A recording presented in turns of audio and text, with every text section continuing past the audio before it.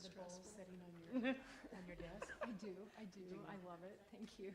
See, I know mine is the smaller one, but I noticed mine is more intricate, so I think I got the one with the true You got the better deal. I think so. Okay. That's funny. I didn't think we could. I didn't know we'd get the prettiest little girl on all of our.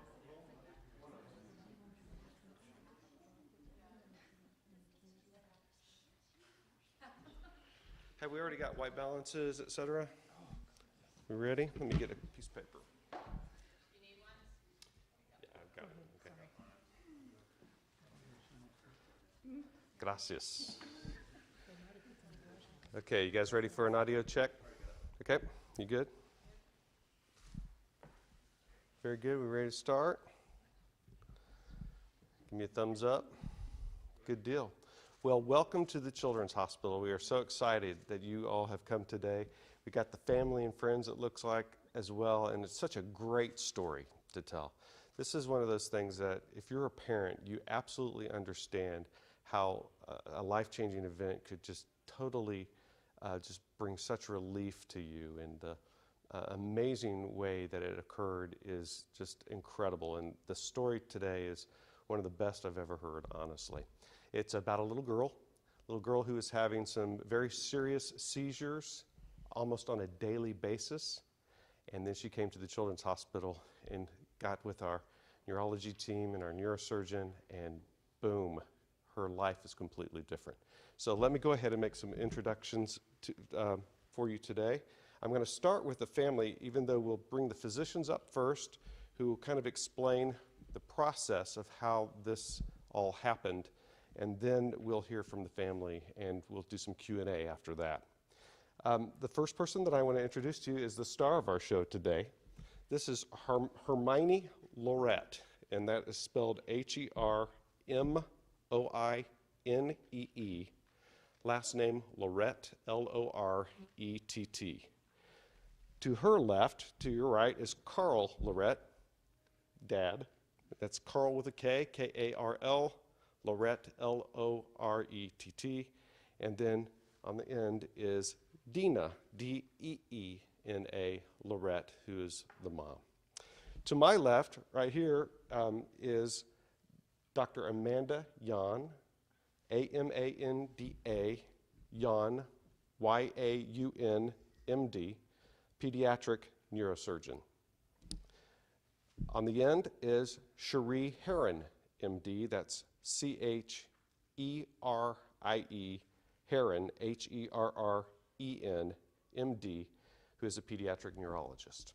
So let's go ahead and start with Dr. Herron. If you would come up here, walk us through the process and tell us about when Hermione first presented herself, and the process, and then Dr. Yaun will pick up where you leave off.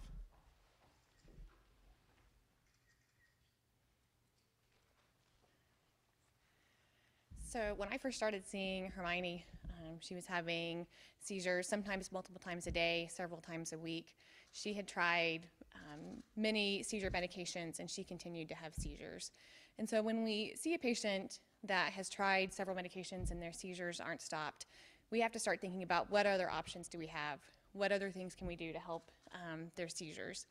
And so when we looked at the type of seizures that Hermione was having and her imaging that had been done, we started to wonder if surgery could be an option for her.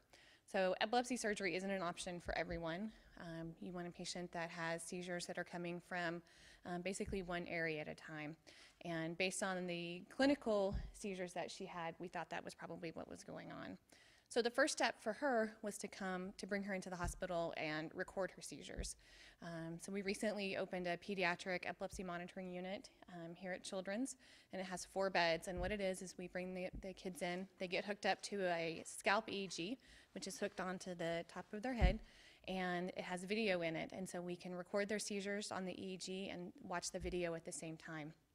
And when we recorded Hermione's seizures, we were able to identify that they were coming from one area on the left side of her brain, but we couldn't tell exactly where they were coming from. And part of her case that was also challenging is that when we looked at her imaging, we could see that there were abnormalities on the left, but they weren't just in one area. They were more diffuse. And so that's when we start to think, well, what can we do then? What can we do to identify exactly the area where the seizures are coming from? And so that is what took us into the next step. Yep. Yep. All right. Hi. So I got to meet Hermione.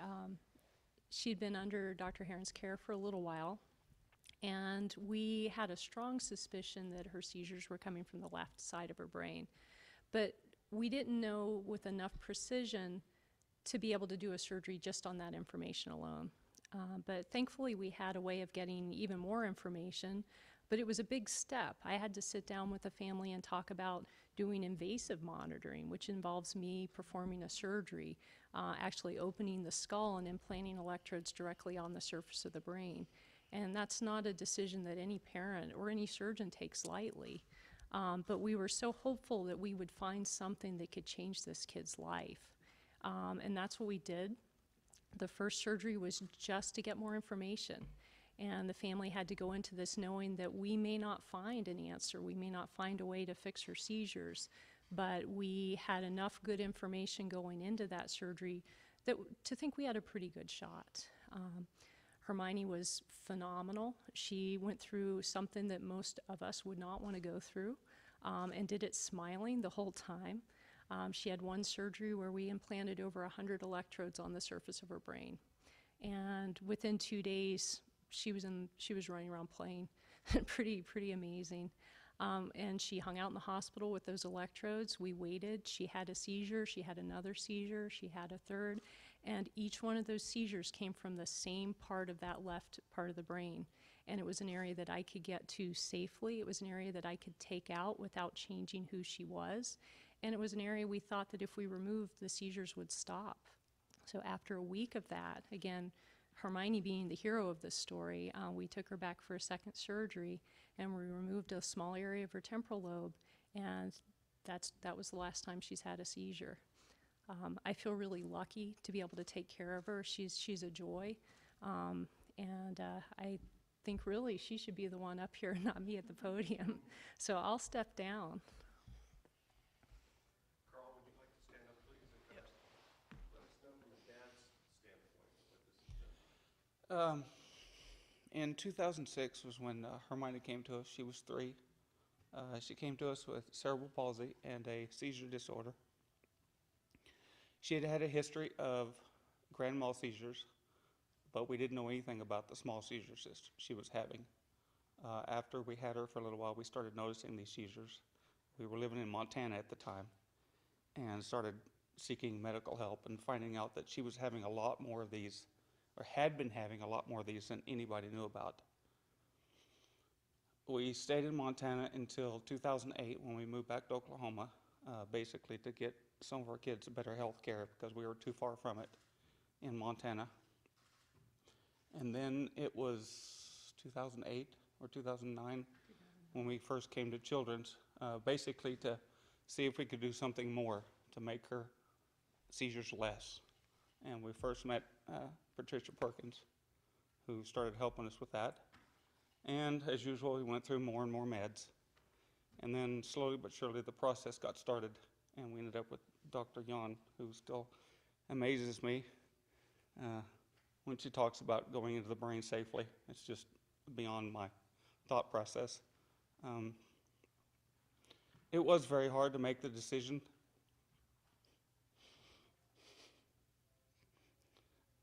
But, you know, we knew that what the outcome could be and what her life was like before.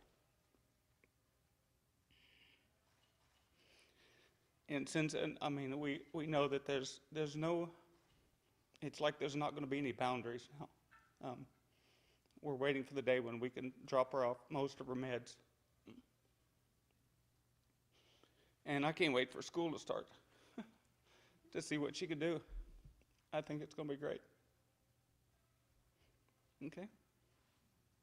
Thank you. Dina, would you like to say a few words?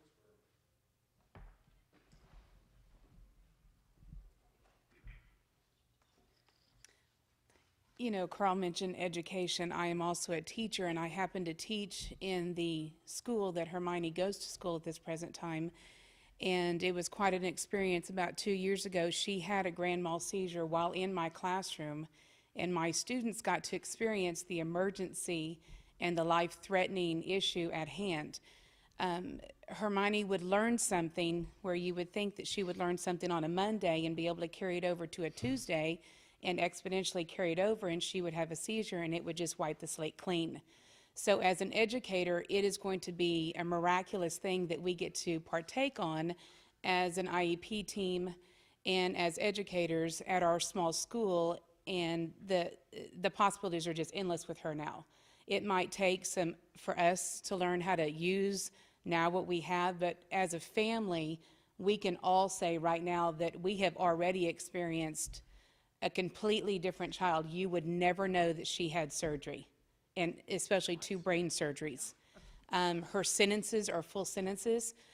She can have conversations with the 10 of us, with the 9 of us, and it can be a memory. It can be now, instead of remembering whose laundry day is it to know the days of the week, she's actually saying Monday and Tuesday and Wednesday. So it should be a joy from here on out, don't you agree? Thank you. Mom, can you talk a little bit about what it was like living with frequent seizures, or Dad, either one of you? Just give us a perspective of what that's like for a family when you have a child who's experiencing frequent seizures. Excuse me. I'm sorry. No, I'm fine. I got an arm. Honestly, it was when we first got her. It was tough. She had over 200 small seizures in the first year. As a big family, we quickly learned, all our kids especially, quickly learned how to recognize these and what to do with them.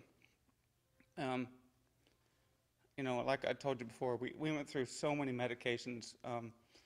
In Montana, I had to drive 240 miles one way to go see the doctor, you know, to change her medication, and 15-minute doctor's appointment, and drive back, you know. It was quite the shock, especially not being ready for it, not knowing anything about it. We had to do a lot of research and try to deal with it every day, you know. And then, like Dina mentioned, the part of you teach her something and then she has a seizure and then it's just gone, you know, because short-term memory has to be there for a while before it goes to long-term memory. So it's really hard and challenging as a family, as a parent. But it's something you deal with, you know. We expected it to be this way the rest of her life. And up till now, we didn't think there was any other hope. You know, our best hope was to keep changing her meds as she changed, as she grew up and her body changed, to maybe, you know, get a hold of those seizures. So now, to see her to have gone this long without a seizure? It's never happened. It's like limitations have been taken off. We still have some limitations because of the medication she's on. They have some side effects. She doesn't sweat, so we can't take her out in the heat, you know. When she goes out in the heat, everybody watches her. We can't be there long, then we have to pull her in. That was one of the triggers for her seizures. So we're being very careful about that now, so because we don't want to trigger another one, you know.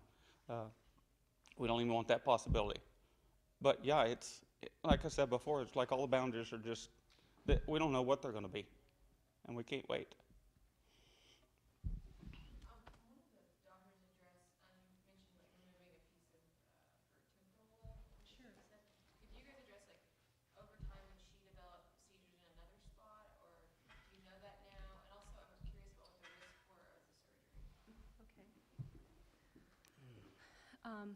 Ideally, the seizures will not come back. There is a possibility, and sometimes brain just right next to where I did the surgery can start becoming a seizure starting point. And in that case, she is a candidate for more surgery. We really don't want to put her through that again. I mean, she's done so well with it, but it's kind of a once in a lifetime experience for a lot of reasons. But there is potential for more surgery if she needs it. But she has a really good chance of staying seizure free, given how well the seizures and the recordings of the seizures and the MRI findings all match up. obviously there's risk with this surgery. We have a lot of ways of lowering that risk. It involved removing a fairly large piece of skull to get those 100 electrodes underneath, and she could have bleeding or infection from that process. One of the ways we keep her safe, both during and after, has to do with not just me, but my nursing and the technicians that help me. And things have changed quite a bit in neurosurgery, where people do survive without complications, really dramatic surgeries. So we were able to minimize those risks. And then in terms of the part of the brain that we take out, that's a huge part of the decision process, because there are areas of the brain, if I remove them, the child's going to be permanently changed in a way that's unacceptable. If I stop the seizures, but I give her a new problem, then that's not a good cure. So when we decide where the seizure's coming from, we don't just say, well, this is the seizure source, we're taking it out. We say, what are we going to change by taking it out? And in Hermione's case, we were quite fortunate that the seizures were coming from an area that we could remove without changing the way she thinks or behaves or changing her personality. Because again, none of those changes would really be acceptable to me, to the family, certainly not to Hermione. What were the alternatives to surgery? I know you guys talked about how frequently she had surgeries. Obviously, it wasn't epilepsy one, but what were the Sure. surgery didn't happen? What would have? Well, not everyone with epilepsy gets surgery. Not everyone would even be recommended for surgery, and sometimes the medicines work. And someone has seizures, but they take their medicines on a routine basis, and the seizures are controlled. And controlled means you don't have them, and you're able to focus, and you can form memories. In her case, though, she had failed pretty much any medicine she could have been on. There's always the possibility that a new drug will be developed and released, but the likelihood of that new drug working, if she's failed over 3 drugs already, is really low. There are some other options for seizure control that I'll probably let Dr. Heron talk about. There are some diet modifications, and there's a device that works similar to a pacemaker that can control seizures, but they are not as effective as actually identifying and eradicating the source of the seizures. So. Dr. Young, we were talking a little bit earlier about the social implications for a child. Oh, yeah. How it can be very embarrassing for a child if they experience seizures. Sure. Can you expand on that, please? Oh, definitely. I think sometimes, we as doctors will ask, well, how many seizures are they having? And you get an answer, she had 5 last week, or, she only had 2 last week. And we'll think, wow, that's great, only 2. But even 2 seizures a week or 2 seizures a month or 1 seizure ever has this enormous impact on the way a kid grows and develops and socializes. So, for example, if you have 1 seizure but you have it in the middle of the junior high cafeteria, that's a socially stigmatizing event. And these kids are often alienated from their friends. They don't get to go to the slumber party that everybody else is going to, or to overnight camp. And boy, you think that doesn't change your childhood? I mean, that is tough. The parents are often afraid to let their kids out of their sight for fear that they have a seizure when the parent's not around to recognize it or to stop it. So imagine being a kid that can never be away from either your mom or your dad. And that changes not just their childhood, but how they grow socially and how they act as adults. It's very hard. So, gosh, before the second surgery, I don't remember the date. I'm sure you do. It was the 13th. Yeah, so her surgery was May 15th. She had 6 small seizures in the grand mal on Tuesday. Yeah. And then second surgery May 15th and nothing. So. Can someone explain what epilepsy is and what triggers the seizures? I'm going to let Dr. Heron answer that. That is her realm. Just for those watching online to understand what we're talking about here. So epilepsy is a diagnosis for anybody that's had more than 1 unprovoked seizure. And there are many, many different causes for epilepsy. There are genetic causes, people that have had brain injuries, and then there's a portion of the population that we don't know why they have seizures. And so any of those people that have had more than one seizure would have a diagnosis of epilepsy. And so it's a very broad diagnosis. There are people with epilepsy that have rare seizures and function and live a normal life. And then there's patients that have more severe forms of epilepsy where they're having seizures multiple times per day. And so it covers a very broad spectrum of patients. What happens in the brain when a seizure is triggered?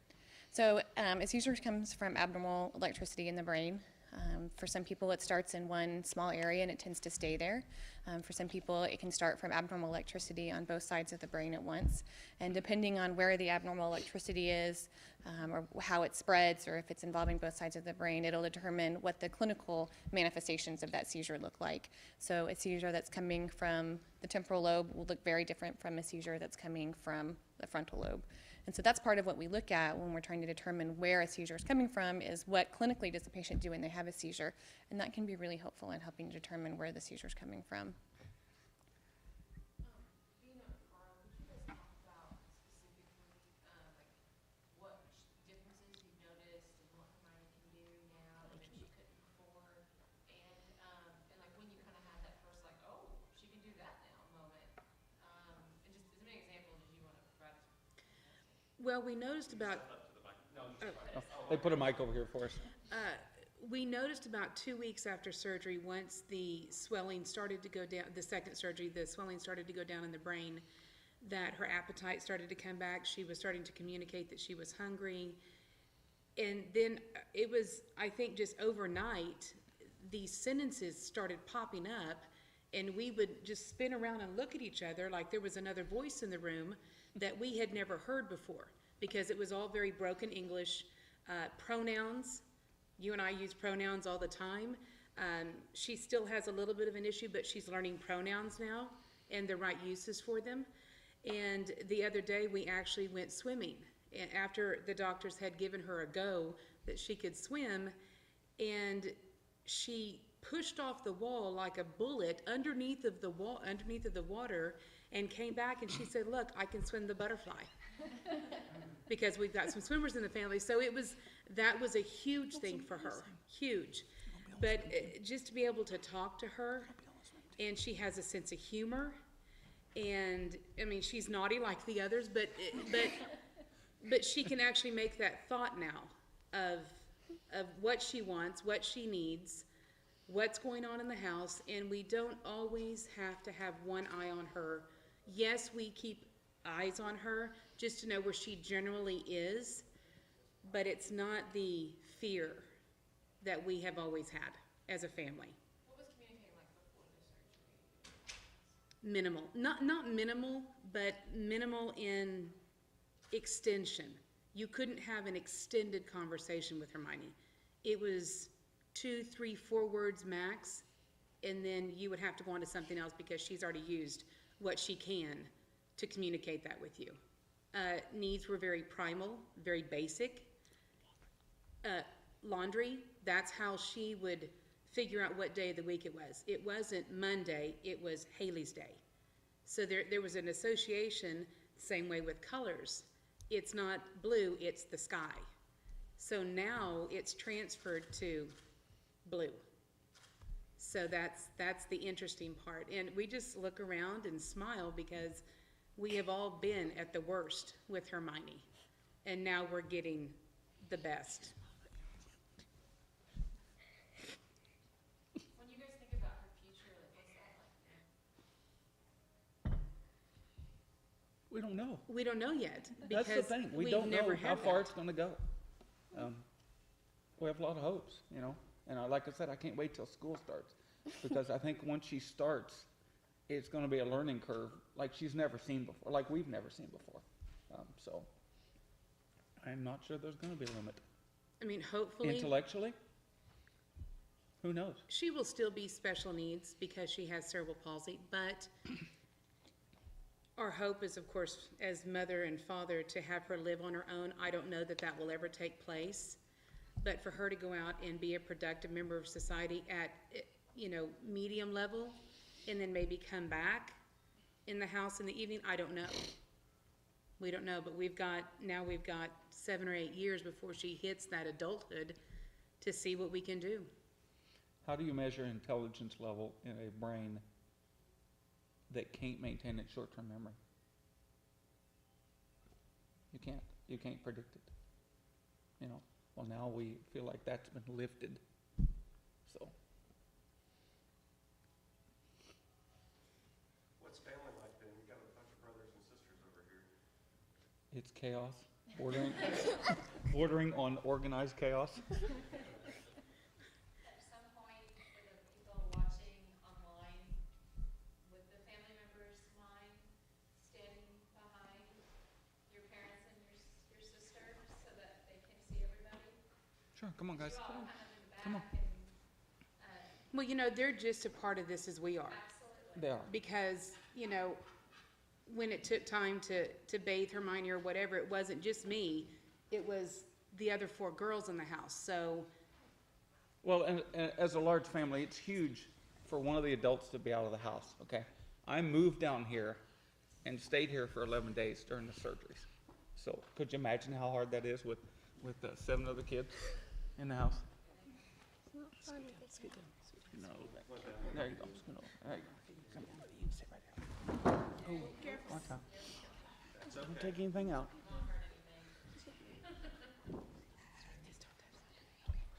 Okay. Okay. We'll do introductions here. Hermione? Right here. Hey, let Right Hermione here. do it. Right here. Oh, you gonna do it? Okay, Okay. tell Lanaya to raise her hand. Raise your hand. Tell Lanaya, say Lanaya, raise your hand. Maya, raise your hand. Okay, so that's Lanaya. Okay, now who's next? Okay, raise your hand. This is Big Haley. You'll see why in a minute. Go ahead. See, Anna, raise your hand. Anna. Jorge, raise your hand. Little Haley. Now you know why big and Goran, little. raise your hand. Goran. Got it? Okay. That's Corbin. Steven, raise your hand. And that's Stephen. Okay. Assassin, raise your hand. There you go. Mom. Mom, raise your hand. But see, the sentence, that would have never happened. It No. would have been a name and that was it. Or she would look at one of us to prompt her on what to say. Hermione, do you have anything that you're thinking right now that you'd like to talk So, about? tell them what's on your mind. You changed your mind when you had surgery, but tell them what's on your mind. Anything? Are you talking about school? You ready to go to school? Are you ready? It's the shy thing, you know. How was Stop. swimming? Oh, Tell them about you like swimming? Yeah. They're talking to the camera. Talking to the mic. Tell them about swimming. Tell them about the butterfly. No, it's okay. It's okay. No, it's okay.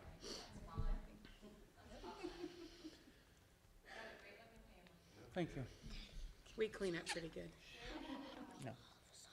Dr. Hearns, I do want to ask you one question about the community. How does that work? And Dr. Young mentioned electrodes, et cetera, but could you stand up to the microphone and kind of talk about that process of going through the evaluation? 100 electrodes, yeah. 130 of them. With the second surgery, they were all taken out. So nothing is left inside her head. But no, there were a lot in there. It was a temporary way of recording. So the pediatric EMU, we have 4 beds here in the hospital that are specially designed for our epilepsy patients to come in and record seizures. So they come in, they're there for about a week. They come in, we hook up the electrodes, usually only about 30 electrodes in that case on theirs, and they get kind of glued onto the scalp, and they just stay in the room, and we record their seizures. For some, their seizures are frequent, and we just come in, we get them immediately, and they can go home. For others, they're having them more infrequently, and so we might have to stop their medications. We might not. We might have to keep them up late, things like that that we can predict will cause seizures. And we record there in the hospital room until we have enough seizures to be able to either say what part of the brain they're coming from, what kind of seizure they are, or are they a seizure? Because there are lots of different types of spells that kids can have that can look like a seizure but aren't. And so it's really important to have this so that we don't put them on a medicine unnecessarily, we don't do unnecessary treatments, that we really identify what it is before we proceed. And so it's really exciting to be able to have this available here in the hospital for our pediatric patients. Just amazes me how you can pinpoint the exact area. How big of an area was it? Eraser size. Few centimeters, small. Yeah. But really causing problems. Yeah. It's amazing how such a small area can just devastate a kid. Do you know like what the function of the area that you remove does? Yeah, I'll switch. Oh, she knows. Oh, yeah, she knows. Trust me. I She do, knows. I do know. I just, I'm getting my microphone. The part of the temporal lobe that we took out is typically involved in memory formation.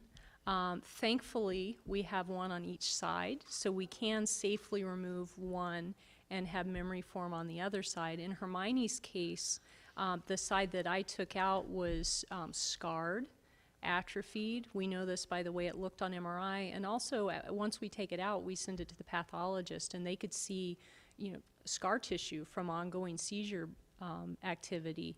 So what we took out was not working in her. If it had been doing what it was meant to do, it would have been involved in forming and retaining memory.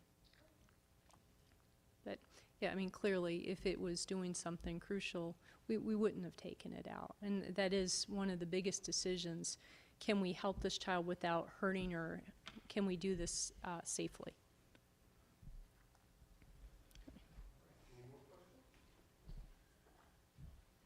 Folks, you did a fantastic job. Thank you very much. We appreciate you all participating today. Thank you. We're done. Stick a fork in it. You guys look fantastic.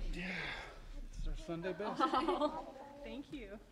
We're going to stick around. You wanted to talk about it.